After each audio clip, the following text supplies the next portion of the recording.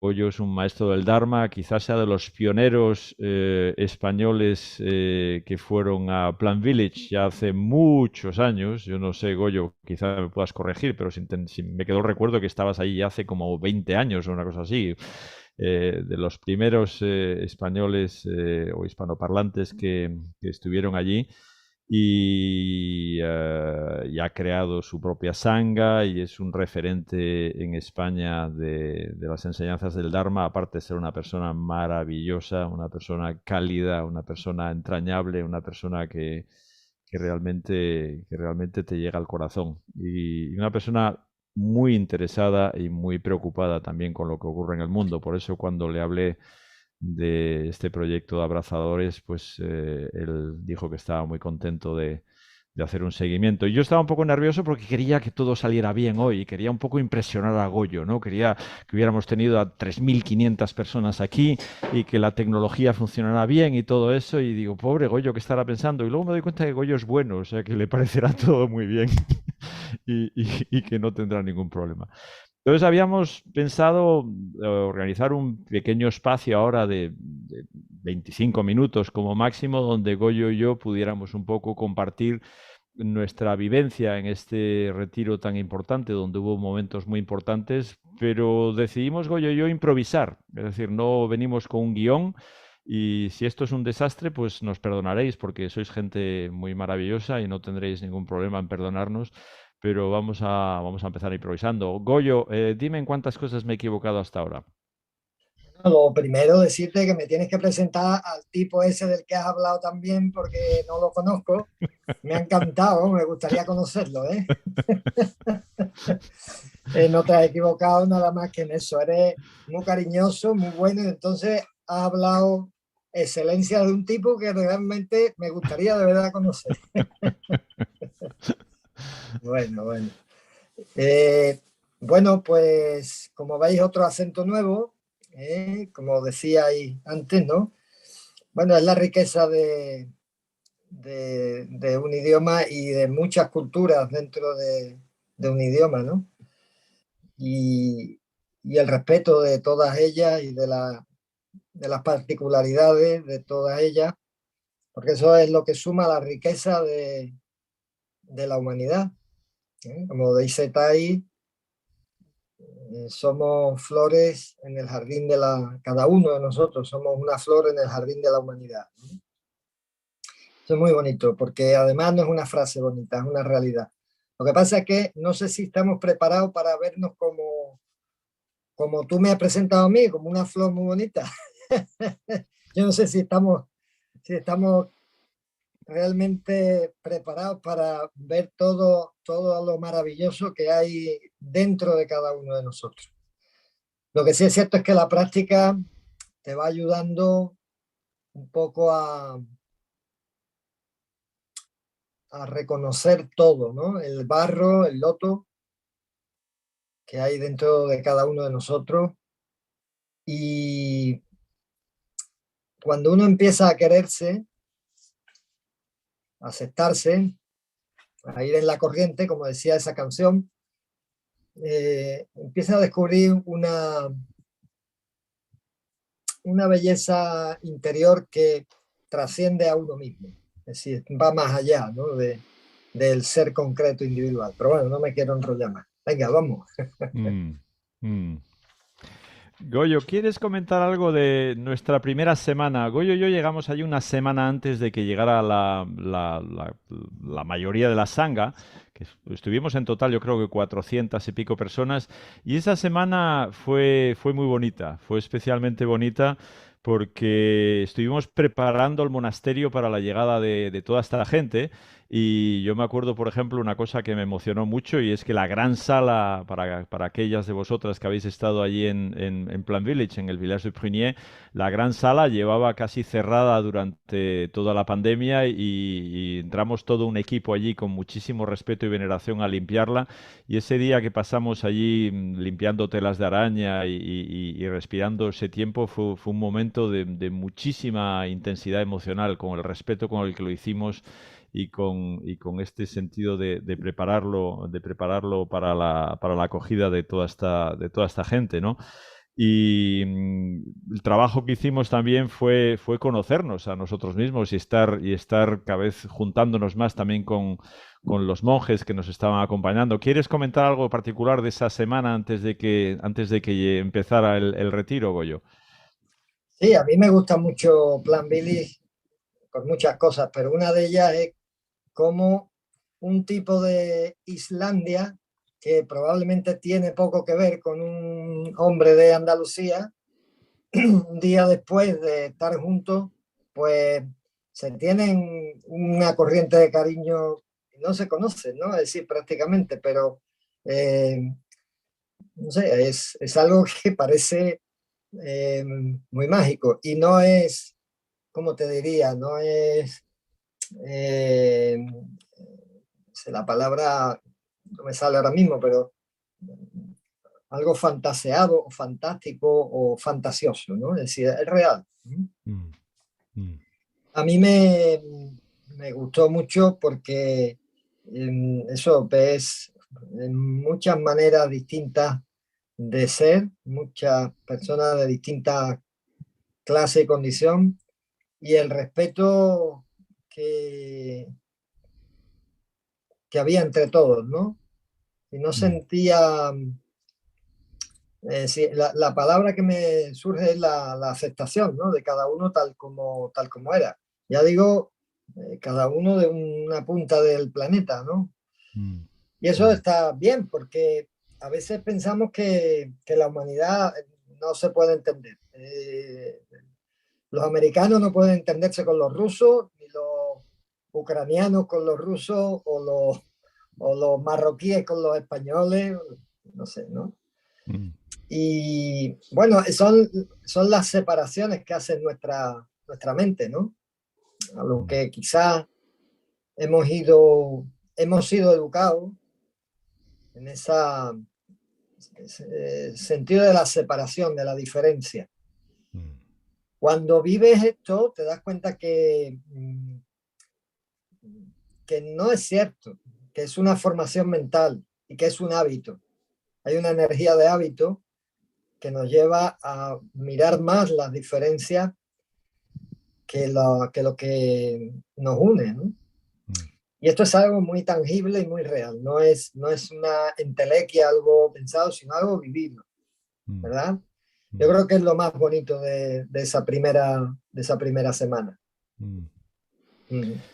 Y una cosa que al menos yo sentí muy interiormente, en esa semana habíamos creado un grupo muy acogedor y estábamos ahí muy tranquilitos. Estaba el monasterio muy tranquilo porque estaba prácticamente vacío y el día que llegaron muchos de nosotros sentimos un sentido una sensación de estar abrumados por toda esa llegada y a mí una de las tareas que me pusieron como voluntario fue estar en el Transformation Hall en la primera sala de meditación allí de Plan Village a recibir a la gente. Y la mayoría de la gente eran chaquetas marrones. La mayoría de la gente venía con los 14 entrenamientos y era gente que tenía ya mucha práctica. Y una cosa que me maravilló y que me hizo sentirme ya bien inmediatamente fue cuando la gente llegaba, venían muy cansados porque había gente que venía muy lejos, pero todos o casi todos decían, ya estoy en casa. Y esa Mm. sensación de estar en casa, esa sensación de hogar que tenía la gente era una cosa, wow, que compartías inmediatamente entrabas en una muy buena conexión con la gente, decir, ya estamos en casa todos. No sé si tú sentiste lo mismo ese primer día. Esa mezcla de estar un poco abrumado porque se había roto un poco la tranquilidad y luego ver todo este calor, ¿no? De toda esta gente que venía y que estaba ya en su casa. Sí, bueno, claro, es que eh, cuando se forma ese grupito es muy humano, ¿no? Sentir que nos vienen a invadir Mm. con lo a gusto que estábamos, ¿no? Sí, eso es. Eso es. Con lo a gusto que estábamos y ahora nos vienen a invadir 400 personas aquí, ¿no? Sí. Pero sí, eso es muy normal que suceda. Pero Mm. bueno, yo realmente cuando alguien, como tú estás diciendo, llega a Plan Billy y dice he llegado, estoy en casa, para mí no es es decir, no ha sido una impresión de esta vez solo, ¿no? A mí, yo siento que de alguna manera toco de alguna manera la tierra pura, toco el reino de Dios cuando estoy allí. Y como dice Tai, no le gustaría, no cree que la tierra pura sea un lugar donde no exista sufrimiento o no exista el barro. Existe. Pero de alguna manera hemos tocado otra realidad, ¿no? O estamos tocando otra realidad. Y quizás me repita con lo que digo antes, pero uno ahí se da cuenta de que otro mundo es posible, ¿verdad? Porque ya no se trata de vuelvo a decirlo, algo que tú tienes en tu cabeza, una entelequia, sino se trata de poner en práctica eso. Poner en práctica esa, llamémosle utopía o ese sueño, ponerlo en práctica, ¿no? Y realmente, ciertamente, los roces existen, las dificultades, eso nadie lo quita, pero creo que la sintonía la radio, ¿no? La emisora que se sintoniza es mucho más creativa y positiva que la que muchas veces nos ponen cuando abrimos la televisión y vemos las noticias, etcétera. Yo creo que hay una, no sé si es interesada, pero una visión del mundo como catastrofista. Y claro, cuando vemos todo como una catástrofe, ya inmediatamente pensamos que no hay nada que hacer. Es decir, bueno, ¿qué puedo hacer si esto es un desastre? Y sin embargo, cuando tocas lugares como estos, te das cuenta que eso es una visión, la que de alguna manera se nos transmite, pero que hay otras visiones posibles.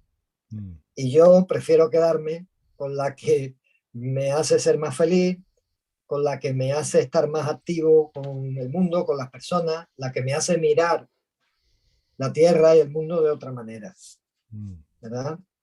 Y con la que yo soy más feliz, en definitiva, también. Lo otro me tira a la tierra, me deja sin fuerza, y esta pues todo lo contrario. Y al hilo de esto que dices del catastrofismo y todo esto, el retiro empezó muy fuerte ya el primer día con aquella charla del Dharma de la hermana Chanduk, donde nos dio una introducción, porque claro, el 40 aniversario del monasterio fue también una ocasión para recordar y refrescarnos un poco todos los principios y las bases de la tradición de Plan Village. Y ella nos dio una visión de conjunto de los 4 sellos del Dharma de Plan Village. El primero de los cuales, os recuerdo, es He llegado, estoy en casa, y explorar un poco todo eso. El segundo es lo de ir como un río, esta idea de la sangha, de fundirse todos en una misma dirección. Y el tercero, precisamente al hilo de lo que dices, a mí me resultó particularmente interesante y me pareció que para gente como los que estamos trabajando aquí en Abrazadores de la Tierra, que estamos muy obsesionados con un futuro muy negro, era muy interesante. Es el sello de que los tiempos y las verdades interson, los 3 tiempos, el pasado, el presente y el futuro interson, y que las 2 verdades, la verdad histórica y la verdad última, interson. Y en este sentido, me parece que fue el hermano Zablin, no sé quién fue el que nos habló del sutra de aquel que conoce la mejor forma de vivir solo, que es un sutra muy interesante, quizá nos podrías hablar, donde se explora un poco qué entendemos por no perderse en el futuro, porque a mí personalmente me pasa, yo estoy todo el día leyendo sobre el cambio climático, sobre la desaparición de las especies, etcétera, etcétera, y estoy todo el día viviendo en un futuro muy angustioso y me saca del presente. Y lo mismo pasa con la verdad histórica y la verdad última. Entonces, en ese sentido, ese tercer sello a mí me resultó como una fuente muy, muy valiosa de reflexiones para volver siempre al presente sin dejar de explorar un poco lo que es el futuro, pero sin que esas emociones te saquen del presente. Y el cuarto sello, os lo recuerdo para aquellos que se os había olvidado, es la maduración momentánea. No sé si tienes algo que comentar sobre esto, pero en concreto yo pienso que muchas de nosotras aquí en este grupo tenemos en común esta angustia, estas proyecciones, este vivir en un futuro muy apocalíptico y a veces nos impide disfrutar de este presente que es lo único que existe. No sé si quieres comentarnos algo sobre esto. Es muy parecido a lo que decía antes, ¿no? Es decir, cuando tú estás recibiendo en la información todo un tipo de noticias que lo que te llevan es al desánimo y al que no hay salida, no way, ¿no? Pues entonces, ahí te paraliza, ahí no haces nada. Entonces es poco útil eso, ¿no? Aparte que yo creo que no solo es que, no es, que es poco útil, es que es una visión. Es una visión determinada y de alguna manera interesada, ¿no? Digo la que comentaba antes. Claro, no, si nos situamos en lo que tú estás planteando, puede ser algo muy similar, ¿no? Es decir, está mal quizá el estar preocupado, ocupado, la palabra preocupado, está mal el estar viendo lo que va a suceder o lo que puede suceder, no. Es decir, como tú dices, es decir, no, sería un poco eh, casi como un suicidio, ¿no? Es decir, no ver lo que se te viene encima. Si tú ves un precipicio, vas con la bicicleta y ahí se termina la tierra, no va a decir, bueno, yo vivo el presente y cuando llegue al precio me caigo y ya está. No se trata de eso. Lo que sí, quizá, es la idea de saber que hay un precipicio al final y yo no hago nada más que estar angustiado desde aquí hasta allá, cuando puedo tomar soluciones y no vivir este trecho que me queda ya muerto, de alguna manera, ya destruido, ¿no? No sé si me estoy explicando muy bien, pero me da la sensación de que es la misma trampa que nos ponemos, es la misma trampa, porque ese futuro no ha llegado todavía. Evidentemente, como dice Tai, dice la práctica, el futuro se construye con lo que hacemos en el presente. Por eso es muy importante la labor de concienciar, de trabajar, es muy importante, pero sin estar obsesionado por los resultados que puedan suceder. Porque si te obsesionas, te paras, ¿verdad? Ahí te paras. Dices, no, no hay nada que hacer. O sea, es lo mismo, si te das cuenta es lo mismo, ¿no? No hay nada que hacer. Bueno, yo quiero recordar la de veces que he sido profesor de literatura, pero me ha gustado mucho la historia y bueno, fijaros en la historia de la humanidad, la de veces que hemos asistido al final del mundo. ¿Eh? Bueno, en el mismo mundo cristiano, ¿no? Bueno, es el mundo de muchos de nosotros, ¿eh? El mundo judeo-cristiano. Es decir, ya San Pablo decía que no os preocupéis que dentro de poco vuelve de nuevo Jesús y se acaba el mundo. Y estamos hablando hace 2000 años. ¿Y cuántas veces se ha terminado el mundo? El mundo terminará, evidentemente, porque todo es impermanente. Nuestra especie terminará, está claro. Es decir, comenzamos un día y como especie concluiremos. Y quizá esa es una de las cosas que quizá aquellos que no están muy conscientes del cambio climático no se dan cuenta. Porque yo creo que ellos piensan que hemos estado, sí, algunos aceptan que hemos llegado, pero que vamos a estar siempre. Siempre estará la especie humana por los siglos de los siglos, eternamente y en la eternidad. Cuando incluso sabemos que el planeta Tierra tiene los millones de años contados y el sistema solar también. Es decir, que tardará más, tardará menos. Eso es inevitable, eso es así, o sea, la ciencia lo confirma, ¿no? Entonces, quizá esa opinión de que nada va a cambiar, de que yo siempre voy a estar aquí, es una una engañifa, como decimos por aquí por Andalucía, ¿no? Es una engañifa que, mm, que nos impide darnos cuenta de realmente de que el ser humano apareció y va a desaparecer. Entonces, si no tomamos, si no tomamos en consideración nuestros propios actos con respecto a la Tierra,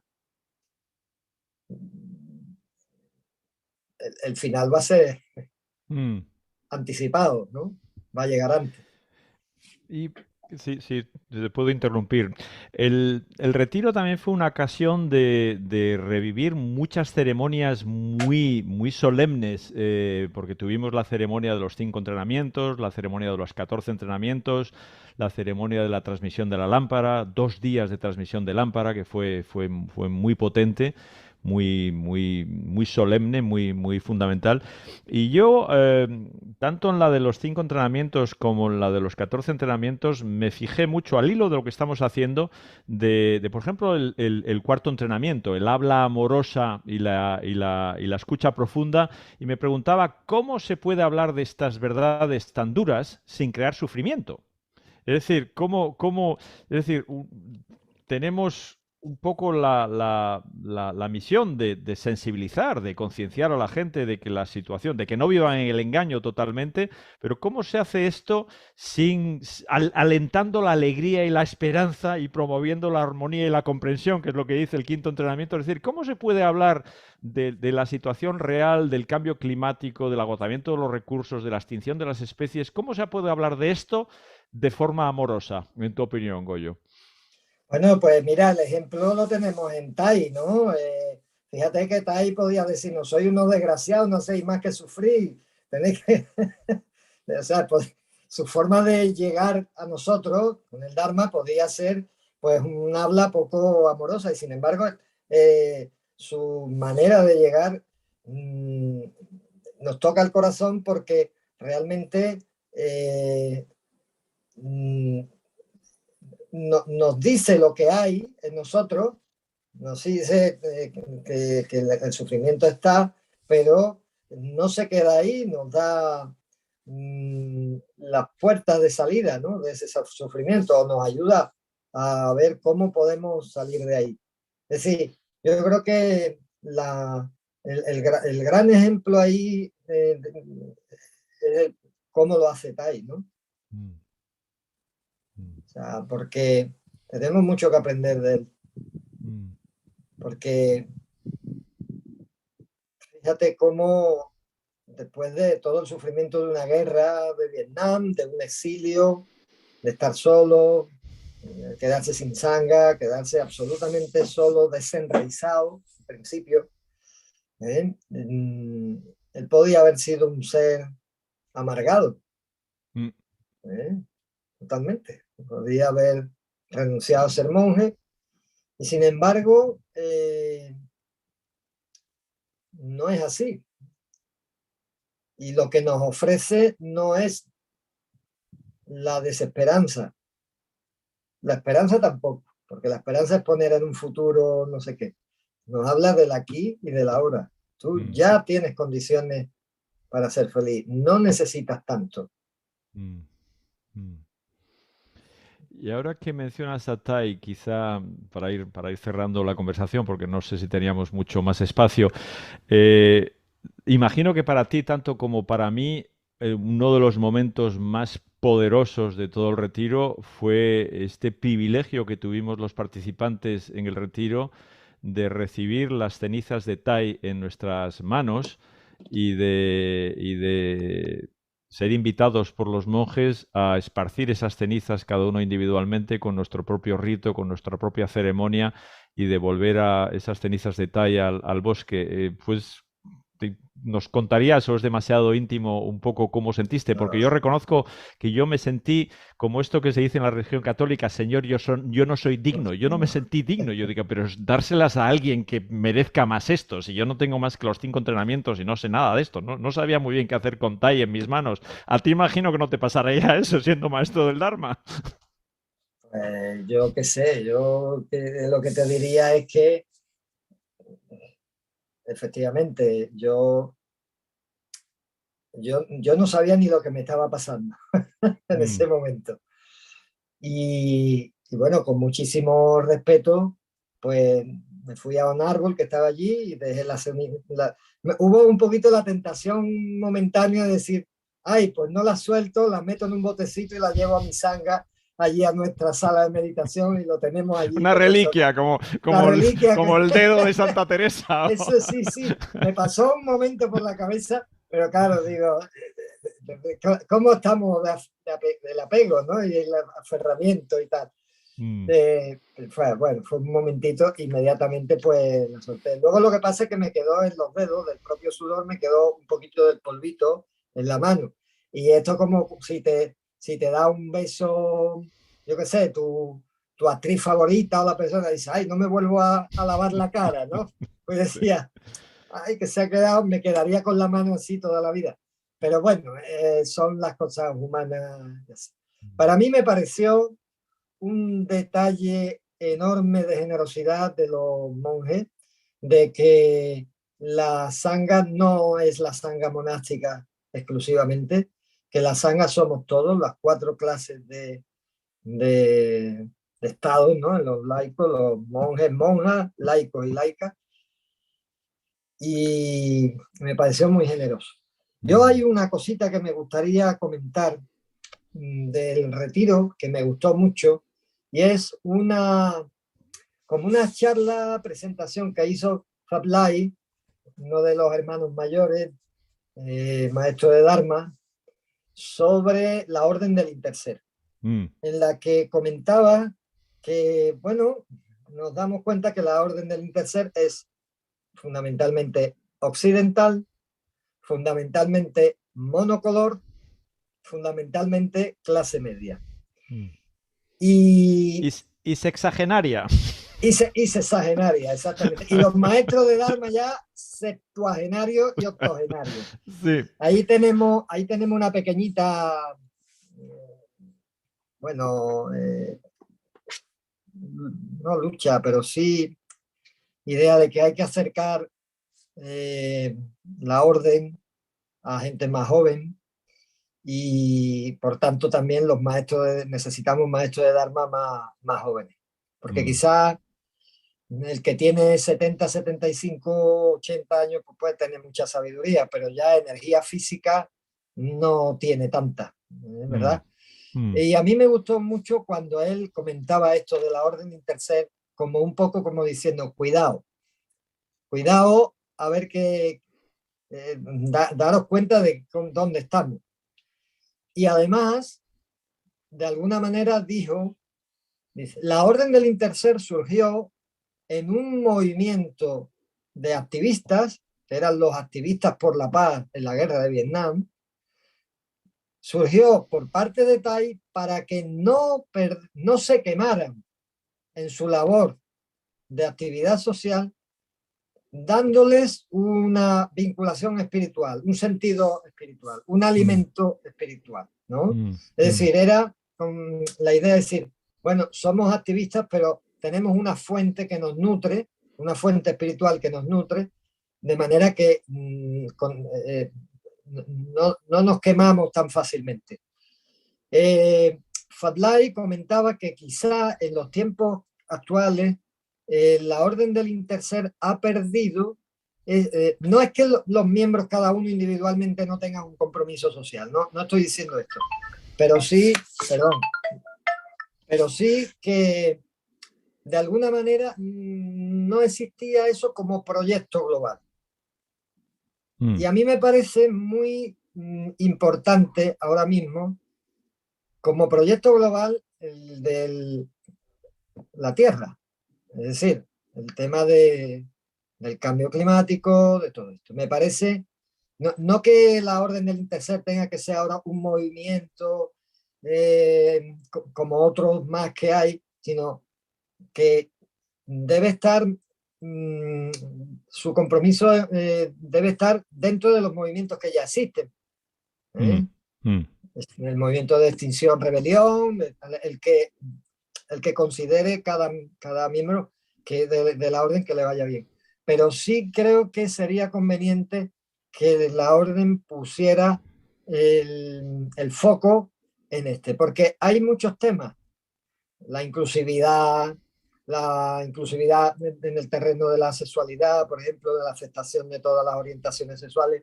Hay muchas cosas en las que nos podemos comprometer.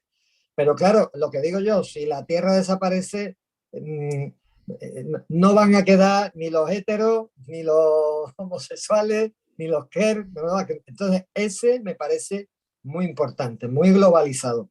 Yo creo que ahí el Air Holder y el movimiento nuestro, lo digo como una reflexión que quizás dejaría ahí para que se pensara un poquito, debería de servir también de elemento de un poquito de campana de conciencia para que la orden de Interser se enterara de qué opinamos o qué opinamos sobre esto. Es decir, de que sería bueno, con habla amorosa, ¿vale? Claro, de que sería bueno que se orientaran en su compromiso hacia, que ya digo que individualmente seguro que más de uno lo tiene, pero como orden, ¿no? Creo que sería una seña de identidad ahora mismo muy necesaria dentro de la orden interser. Y perdonad si me he extendido en esto, pero creo que vosotros sois, o nosotros, yo me incluyo aquí, sois muy importantes para que esa campaña de conciencia les llegue. Mm.